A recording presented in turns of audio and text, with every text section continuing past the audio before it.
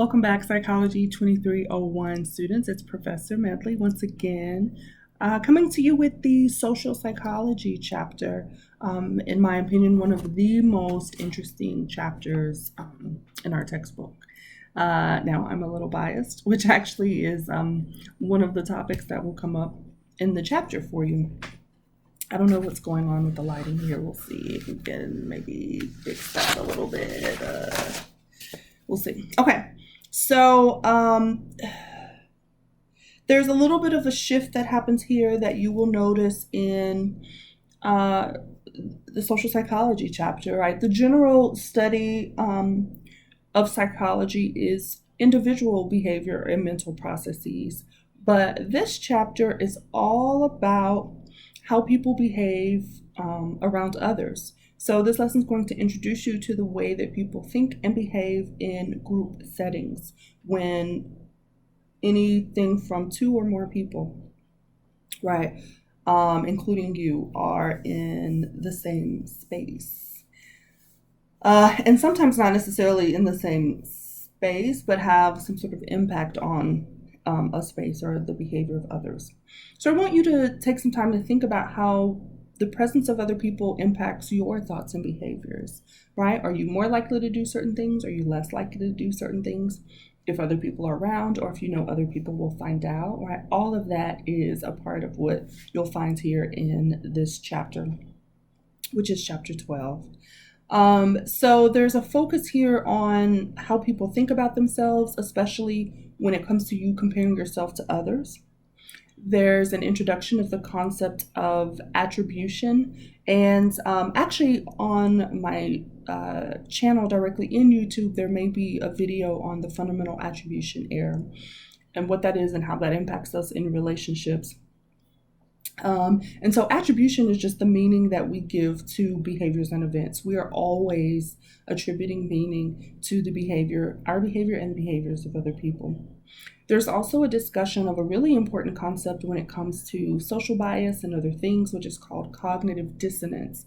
And that's the difficulty of holding competing pieces of information at the same time. If you've ever been exposed to dissonant, we call it dissonant information, all of us have at some point in our life, we just didn't know what the label was, then you've probably experienced discomfort or anxiety until that dissonance was resolved. So cognitive dissonance, so important to the many behaviors that we may engage in, particularly when we talk about, like I said, things like social bias and discrimination. The chapter also talks about social compliance, or just compliance in general. What behaviors do you use to get people to do what you want? And how do other people get you to do what they want? So a lot of what we've learned about compliance has been used in marketing. It's so important in social media. Once you learn some of these things, you'll realize, oh, like I really have been under the influence of outside factors and entities, right? So what influences your likelihood to do what someone else asks you to do, like a salesperson, or what decreases the likelihood that you might buy something or believe what they say? Even considering our current political climate, right? What's the likelihood that you will believe a story that you've read online on social media, or that you will even believe a politician's message, right? So in addition to that, there's some discussion about attitudes and prejudice in the chapter. Hopefully if you go back to the cognition and intelligence chapter, you can make some connections between prejudice and schemas, right? The ideas that the cognitive themes or patterns that we have in our head and how that's connected to prejudicial ideas that we may develop over time. Categorizing information, of course, is helpful for us because it allows us to determine how to relate to things in the world or how to respond to things in the world. But that categorization becomes a problem, one, if we incorrectly categorize a thing, right, or a person, or we overgeneralize those rules that we're using, right? So taking that schema and drawing that out into the long-term conclusions of that.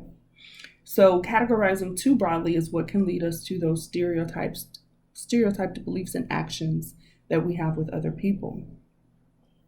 This chapter may also touch on some of the social relationships that are important for us. So how do you determine whether you like a person or not? What motivates our thoughts or moves those thoughts from liking a person to actually loving a person? And what do we consider when it comes down to who we'll enter into a relationship with, romantic or friendship? And then how does your level of like for that person actually impact how you interact with them, right? How much time you spend with them, whether you text them throughout the day, whether you post pictures on your social media with them, those kinds of things. And so there may be some links there, if I haven't already, that I'll try to post for additional information for that.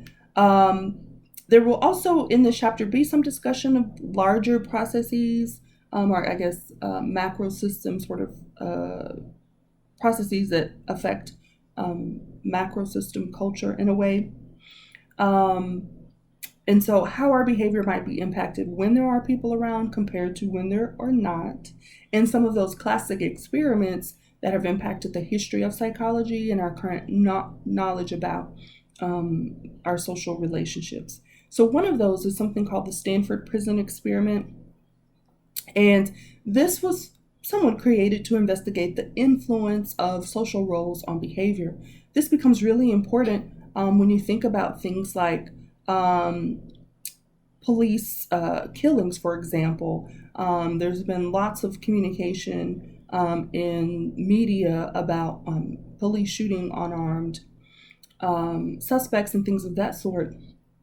And so the idea of putting on a uniform and how your behavior might change and how your interactions with people may change just because you have a uniform on, which is so important to how we might be able to move forward with impacting our criminal justice system in some way, right?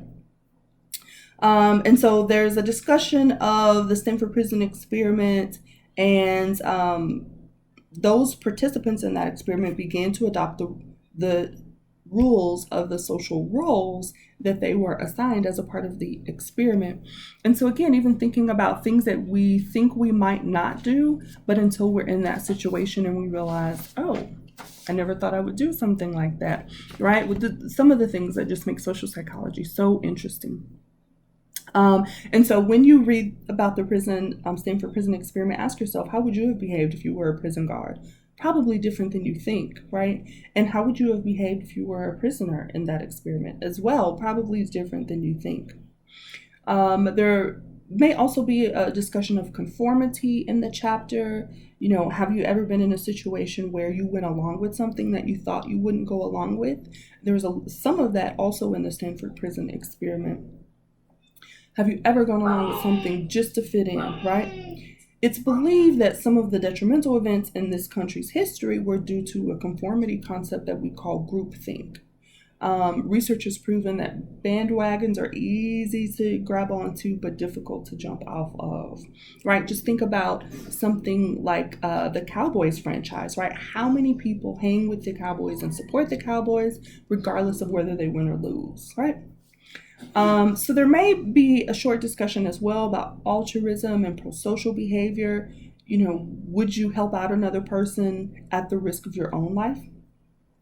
Researchers have tried to uncover the mechanism that allows some people to put the needs of others before their own needs, which is a part of altruism.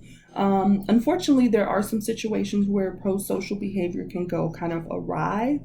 Bystander apathy, which has been studied a lot, refers to the phenomenon where people are less likely to help when there are actually more people around. So it's counterintuitive. You would think, well, the more people there are, the more likely it is that this person gets help. And actually, it's the opposite. There's a diffusion of responsibility that occurs that makes it less likely that that person will get the help that they actually really need, which is unfortunate. And so one of the classic examples of that is Kitty Genevieve's. I'll try to double check and see if I've put the link in the lesson for you about Kitty's story, because it's one of the unfortunately, classic stories related to social psychology. And then lastly, a discussion of aggression, why some people become aggression and others don't. Is aggression inherited? can playing video games. You've got these active shooter games, and those kinds of things. Do playing those types of the games make kids more aggressive? There's an early classic experiment related to aggression called the Bobo doll experiment or Bobo doll study. Children imitated in that study the aggressive behaviors that they saw an adult model perform on this Bobo doll. So watching aggressive or violent images may have some sort of impact on resulting aggressive behaviors based on this early research. Another classic story is Milgram's shocking experiment. Would you be willing to shock a total stranger if they didn't answer a test question correctly? If someone were telling you to do this, right, as a part of an experiment? Well, there were participants in Milgram's study who did. Now, they didn't really shock the learners, but they were under the impression that they were applying real electric shocks to the learners in the study. Milgram's study would not have been conducted in today's sort of research world where we have these rules about ethics and harm to participants. But it provided the psychological community with so much intriguing, complex information about the influence of an authority figure's influence on behavior and the likelihood that people would be obedient. Again, if you look at politics and you say to yourself, well, I would never do that, right? I'm an ethical person, I'm a moral person. But when you think about having an authority figure there who is telling you to do something and either you fear retaliation or you want to stay in that person's good graces, are there things that you would step outside of your personal values or morals to do? And according to this research, yes, people will step outside of their personal values and morals to comply with an authority figure, unfortunately. So lots of good information in this chapter. I love, this is why I love the social psychology chapter. Hopefully you will learn a lot about yourself. You will learn a lot about the world around you. It will probably strike up more questions even than answers that it provides, which is what we want for, any course that you're going to be taking, right? So hopefully you'll walk away with some really good questions that you can take into the world and investigate on your own. As always, shoot me an email, post a message on the discussion board if there's a particular topic you want more clarity on, or you want to discuss with your classmates. And I'll see you soon, as this is our last unit for the chapter. So things will be wrapping up soon once you get to the social psych chapter. All right. So take care. See you soon. Till next time.